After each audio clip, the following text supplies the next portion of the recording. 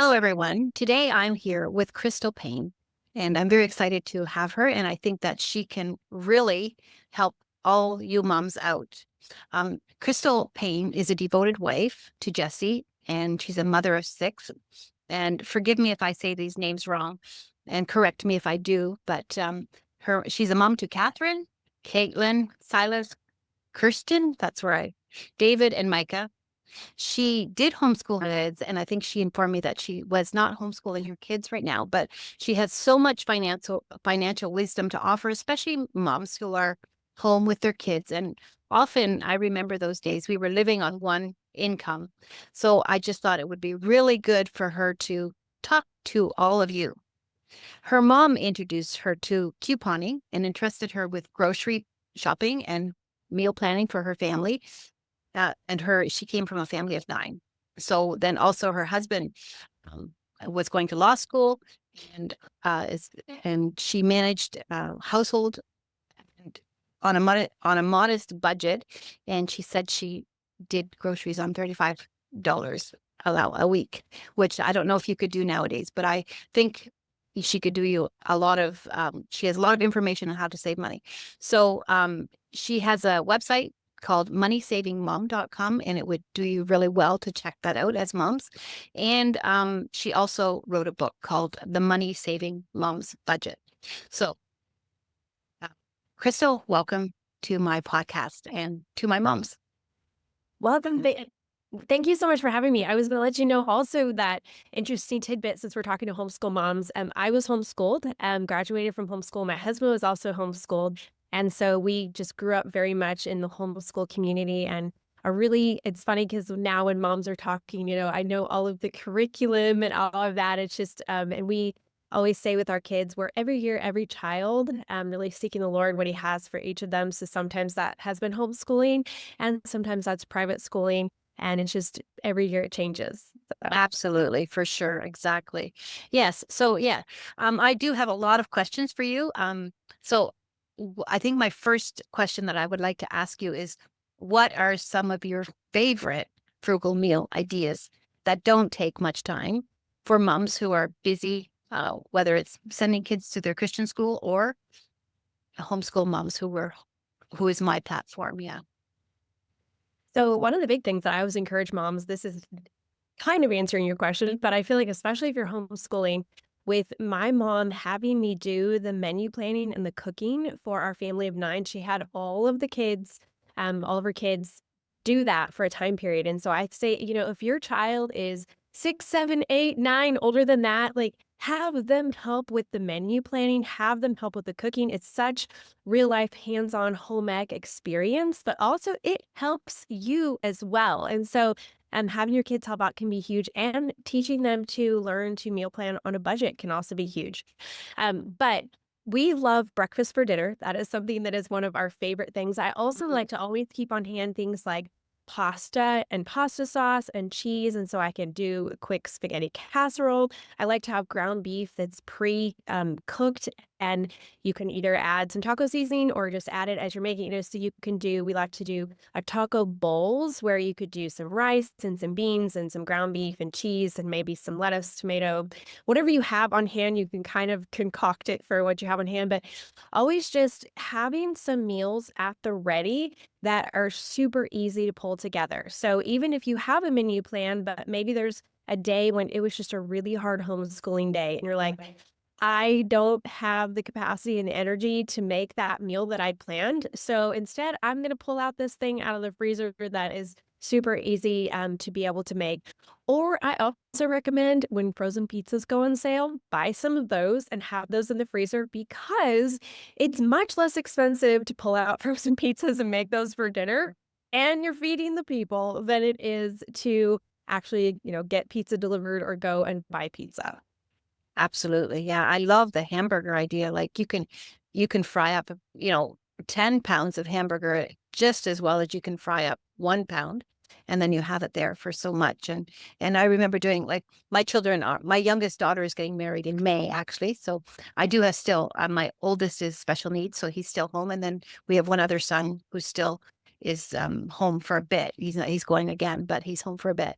So yeah, so I'm not homeschooling anymore either. I've been through it all, and I just remember those frozen pizzas.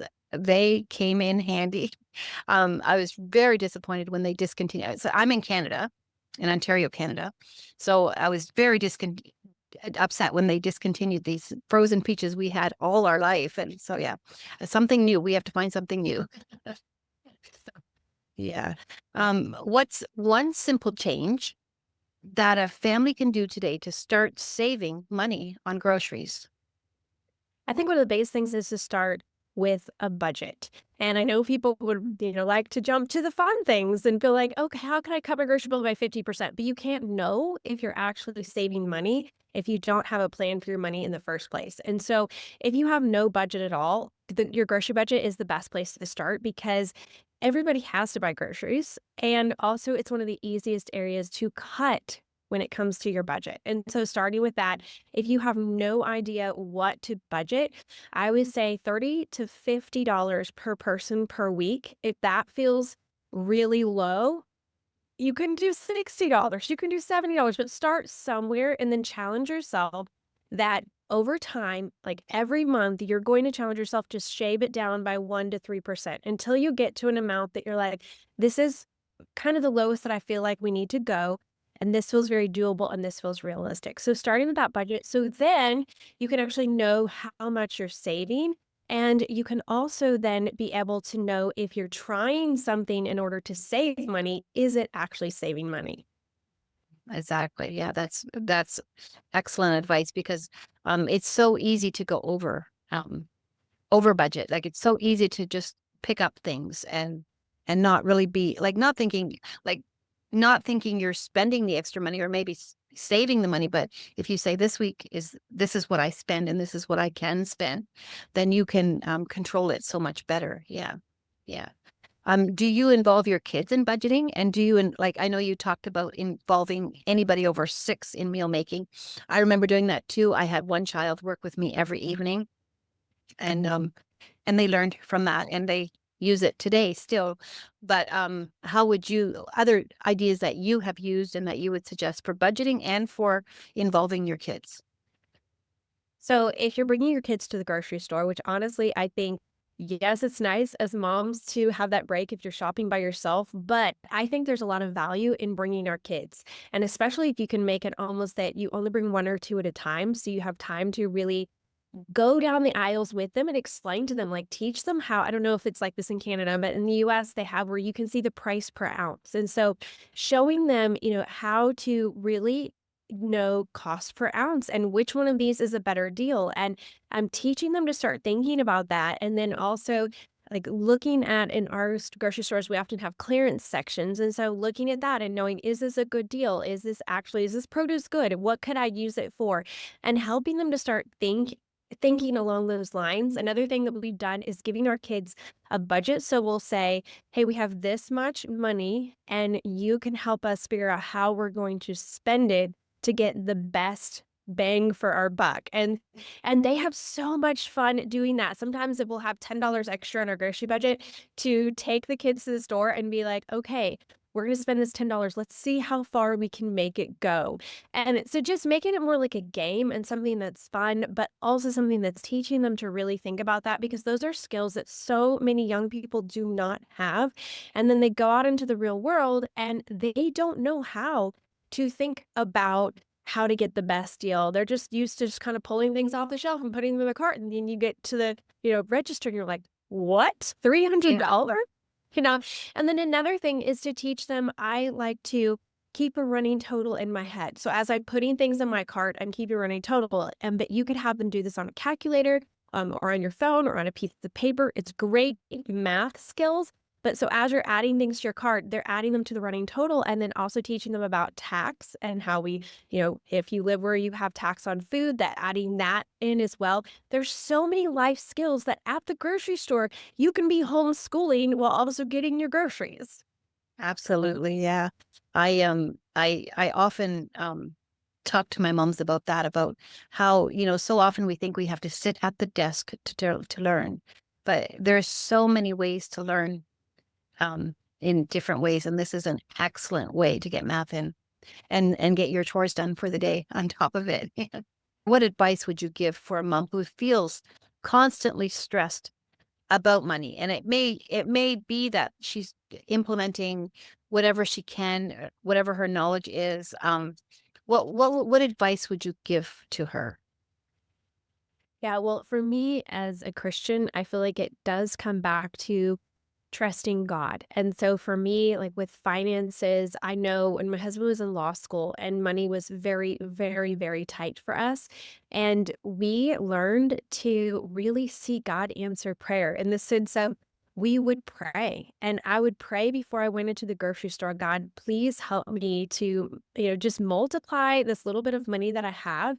Help me to find the great deals that's going to be enough to make all of our meals for this next week. And I can tell you that God delights in our prayers of faith like that. And He has been so faithful. And I can tell you just time after time after time where I would pray for something specific and I would see this really specific answer to prayer that was so far beyond what I could have come up with on my own. And then I just had to, be like, that was God. Like, that's God. And it's like Him saying to me, I love you so much that I care about the little details of your life. And so Mm, I really feel like if we're stressing about something, stress is an indication usually that we're not trusting the Lord. And so mhm, that is an opportunity for us to stop, take a breath, and really say, where am I not trusting God to be enough? And then releasing that to Him and saying, God, I'm really scared about our finances this week. I don't know how we're going to pay our bills. I need to go to the grocery store and get groceries, but I I'm afraid that we're not going to be able to pay our electric bill. Please help me to rest in you and just continue to release that to the Lord.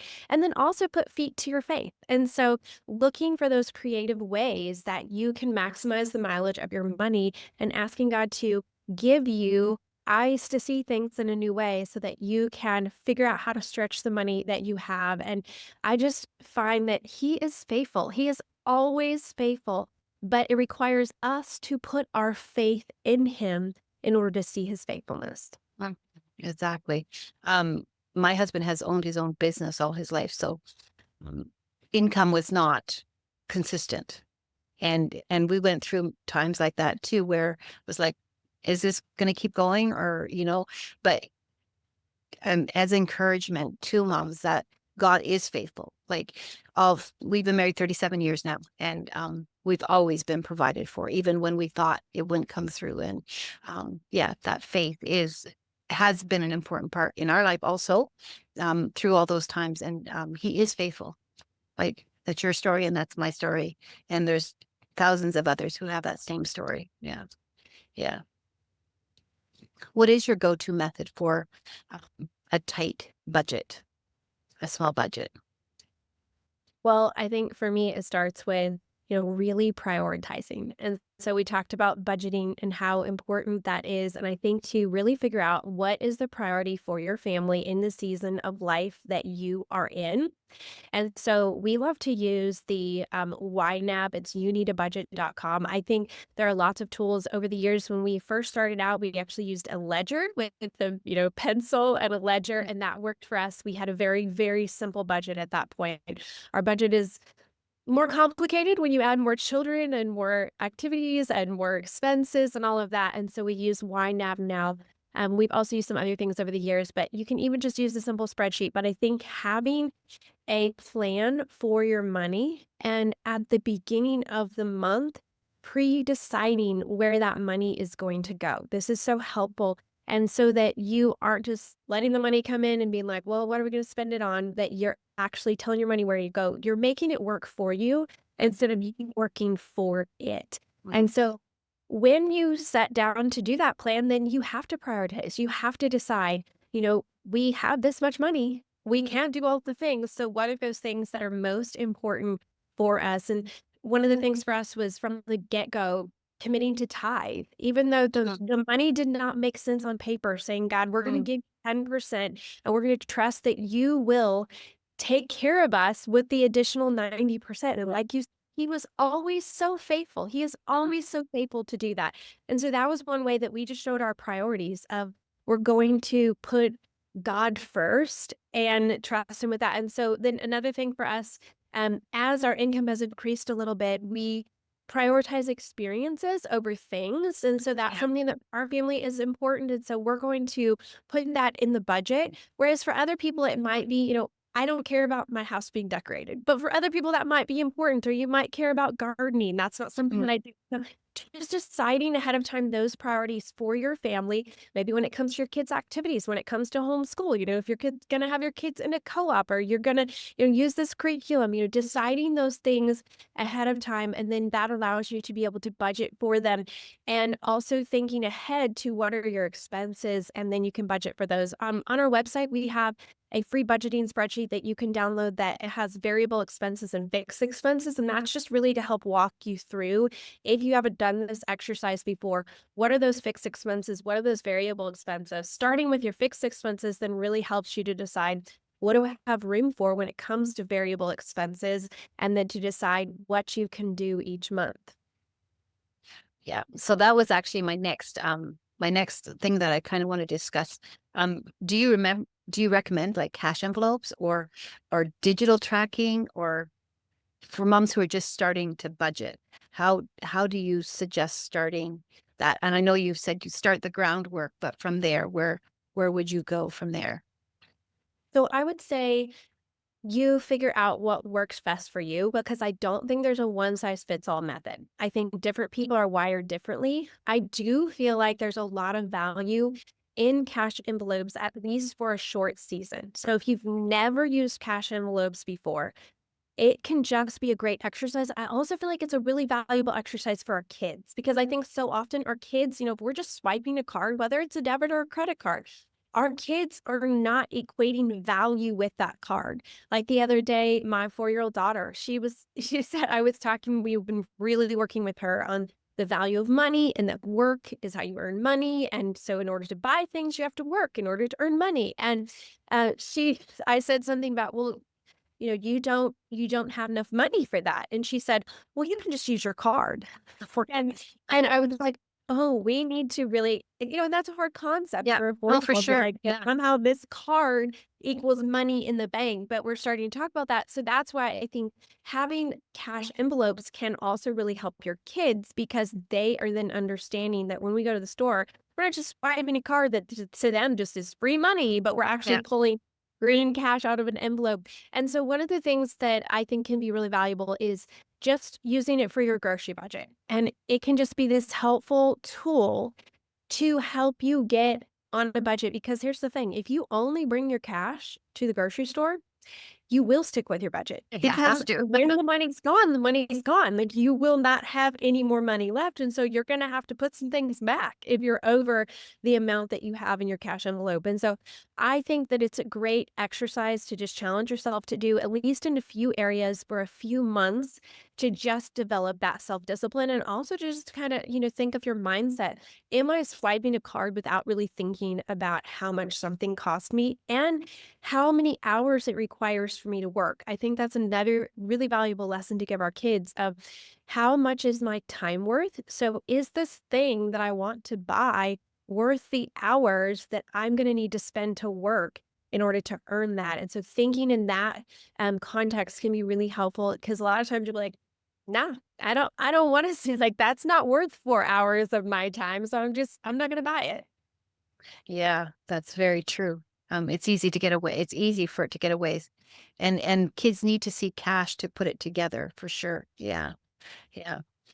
So like, do you have any suggestions? Like, you have obviously are the coupon queen by the sounds of, I looked through your website, and do you have any suggestion for free resources, and maybe even digital things that can help people uh, just kind of organize themselves? Like we talked about the envelope, but we also need, is there a digital program that they could use, or we could use? Yeah, so most digital programs are going to cost, but there are some that you can have a basic version for free. Like Dave Ramsey has an app that you can use that is a basic budgeting app. There's a few of them that I can send you the links to, that have just, you can get the basic version for free. And then if you really love it and you find that this is super helpful, I want to actually pay for it because it can be sometimes, I know it's hard to be like, I'm going to pay money to be able to save money. Like that doesn't make sense. But sometimes it is so helpful for the amount of money that you save. And so I think that there are a lot of so many free resources though out on the internet. And I feel like a lot of times people don't really see all of the opportunities that are out there and you just, want somebody to kind of give you the quick fix. I really feel like with YouTube and just searching online. So, if it's, I'm really struggling with budgeting, or I want to lower my grocery budget, or whatever it is that you're struggling with, just Googling it and being able to find it out would be a great way to just start. Also, moneytakingmom.com, we have a lot of we have the free budgeting resource. And then also I was going to mention that we have a free cheat sheet that is 60 meals to make when you don't feel like cooking. And so super easy meals like that. We have a lot of things like that. And then also just really trying to provide a lot of resources to help you to be able to use your money intentionally. One that I was going to mention, a lot of people order off of Amazon. And if you do, there's a website. It is a pretty antiquated website, but it still works really well. It's called camelcamelcamel.com. And you can actually type in the amount of any item that you want to buy, the price that you want to pay for it, and it will let you know when it goes below that price. So I know for a lot of people in the US, especially if you're on some kind of special diet or you order toilet paper from Amazon or whatever it is that you order from Amazon regularly, to put it in there, and then it'll send you an email when it goes below that price. And that's just a great way to be able to keep tabs and get some good deals on things that you are already going to be buying. Yeah, I've actually heard about the camel. I've never used it, but I've heard about it. And I like when I talked about resources, I also was on your website for quite some time, a little while ago, a couple days ago, and I would say that that would be an excellent resource. Your website is an excellent resource for moms or anyone looking for deals because it's full of ideas and full of things. And I do have some American moms watching me and some Canadian moms. So it will work for some stuff will work in Canada, some will not, and vice versa. So, but it still is a good resource, and your freebies are definitely a good resource. Um, so you were talking about experiences rather than things, and I think that um, I find in general, like my children are tending to go more to experiences because they don't like our parents handed stuff down to us, and then um, I think we built on it, and then but our kids are seeing a different way. I think just in within my family. I'm just talking within my family, and they often say that like experiences are way more important than things.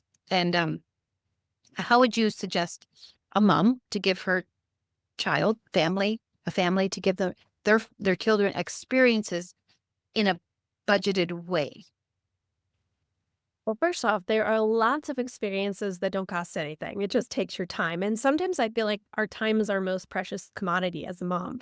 Sometimes it's easier to buy things than to give our time. And so to recognize like playing games with our kids, I have a 4-year-old and 2-year-old, and we just got the just some games that I loved when I was younger, and our older kids, we have a 20-year-old, 17-year-old, 15-year-old, so we have this big gap in between, and just sitting and playing games with them. Like, they love that. You can find games at the thrift store, garage sale, or just ask around people, ask your friends, like, do you have any games you don't want anymore?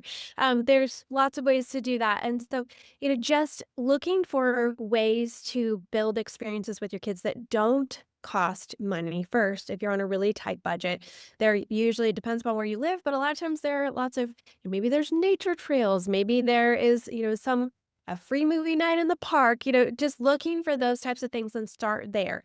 And then if you're wanting to do something more, then thinking outside the box, sometimes you can volunteer for places and be able to earn different types of, ability to have tickets to something, or I don't know what the libraries are like in Canada, but here, some of our libraries will give you free tickets to like the zoo. Another thing is asking for memberships for Christmas and birthday presents. If you have grandparents who are generous, instead of asking them for things for your kids for their birthdays and Christmas, asking for them to give memberships, whether it's to the science museum or, some place that your family loves to go. And so that's one way that you can really be able to get a lot of experiences for basically nothing because the Yeah. grandparents were already going to be buying gifts. And so that's something that we have done that we found to be really valuable. There are also a lot of places that offer grants for different things. So if you're on a really low income, to be able to look at what the grant options are for things like that. Getting creative, thinking outside the box, like I talked about, praying and asking God to give you creative ideas and then just really making it something that's exciting and fun because I think so often the way that we speak about things our kids pick up on it. And so if they constantly hear us stressing about finances, worrying about things, how we're going to pay for things, or feeling badly that we're not doing enough for our kids, they're going to pick up on that. But if instead they hear a mom who she is excited about trusting the Lord, or she's excited about how you're going to go to the park today and you're going to have a picnic and you're going to go feed the ducks, and you're just talking about what you're excited about doing, they're going to pick up on that too. And our attitude and our perspective on life really impacts our kids, and an attitude of gratitude, I feel like, is something that's gonna bless everyone around us. Absolutely, yeah. Like when our children were young, I we would go to the park and then we would get a McDonald's ice cream, which were 99 cents. So we could do the whole family for $10, right? And it was cost effective and to them an ice cream is just as good as anything, right? So they didn't feel like they were being didn't have much. They just were happy with what they had. And yeah, that sometimes we think we have to give so much and it has to be, but it doesn't have to be that. It can be a lot less. And you can create memories that your children will remember for the rest of their life without the money. Yeah. So yeah. Um, there was one more question I wanted to ask because I think this could be a concern for moms who are on a budget, and because there's always birthdays, especially us homeschool families love their big families, and like for special occasions like Christmas or holidays or birthdays or those extra times. How would you suggest to deal with that? So one of the things I always encourage people is plan ahead. It comes around every single year, and so don't wait to the last minute. There are a lot of apps. I know at least in the US, I think that they work other places as well where you can earn gift cards and cash back. And I know a lot of my followers, this is something that they do all year long. They will be saving that up to pay for Christmas. And so that's something to look into. We actually have a cheat sheet on our site that's free, all about the different apps that we recommend. I can send you the link for that. But then also, I think one of the things is to set the expectations that are realistic. We don't do big birthday parties. We just never done that for our kids. And that's just something that we have decided is not a priority. But we always do things that make them feel really valued. And so one of the things is that my husband and I will both take the birthday child out separately for a little date. Like that's just something that we have always done for years. And it's just a really special time for us to get to spend one-on-one time with them. And then also they get to pick something else. So they get to pick the meal that we're going to do and then usually some type of activity that we're going to do. And it will be different things. It really depends on the child. But we've had a few times where a child wanted to do a party. And so what we actually have done is we've given them a budget and we've said, here's your budget and you can plan the party. And again, this is great homeschool. So they will have to give us who they want to invite, what all of the costs are going to be, how it's going to fit into the budget, what the order of the party will be like, what they're going to do and everything. And it has been so interesting because they are so creative. My son, when he was I think he was 6 or 7, I don't remember exactly, but young, and he wanted to do a little party with some of his friends for his birthday. Well, he came up with the idea here, the Home Depot and Lowe's stores have these free days where you can go in and you can do this project, and they give you all the things, and it's a little project for kids. And so he came up with the idea that he and his friends would go and do that for his birthday. And then he's like, and then we'll just have a cake and ice cream and I was like, "That is brilliant. I would have never come up with that on my own." But because I put it in empowered him, like, for you to come up with the idea, it really he came up with this creative idea. And so I think sometimes we don't really value how much creativity our kids can have and how it can be a fun thing for them to think outside the box. And also then to really learn the skills. My daughter is now the head, she's the coordinator, the fun coordinator at her campus ministry at college for lots and lots and lots of kids. She coordinates every single week their fun activities and all this stuff, and she MCs it and all that. And I look back to like when she was 8 and 10 and 12 and putting together those little agendas for the different things that she wanted to do, and how now I see her using those gifts and skills. And so I really think that when we involve our kids and we make it something fun and we make it something enjoyable and we are teaching them skills throughout it, it can just be something that becomes so much more special because they have so much more ownership in it as well. And so they enjoy it more because it was their thing that they planned. Oh, wow. Excellent, excellent. And that's just a great, it's time for us to go now. And that's just a great way to end it. Like, um, have our children involved in what we're trying to teach them, and also that servicing our budget also. So I just want to thank you so much for coming on. And so I think it's moneysavingmom.com is your website. Yes. There's so much on there. And you also do a blog, do you not? Or a podcast? Yes, I do. It's called the Crystal Paine Show. Yes. Okay. So yeah. So there's a lot of information and a lot of resources for moms within your website. And then you also have several books that you created, but that's also on your website if moms want to go take a peek at that, and to help them get to a more positive budgeting attitude, and help moms through that situation in life. So thank you very much, Crystal, for coming on, and I really appreciate it. Thank you so much for having me. I also going to mention that on the website, for those of you who are in Canada, who some of the deals wouldn't necessarily work, we have where you can just click a button where it says that it's light feed only or non-deals. And we have an email newsletter that's just for the non-deals. And then you can just click that and it will just show you all of the articles and things that would work for anyone. So, Oh, that's great. Great information. Okay. Thank you. thank you so much.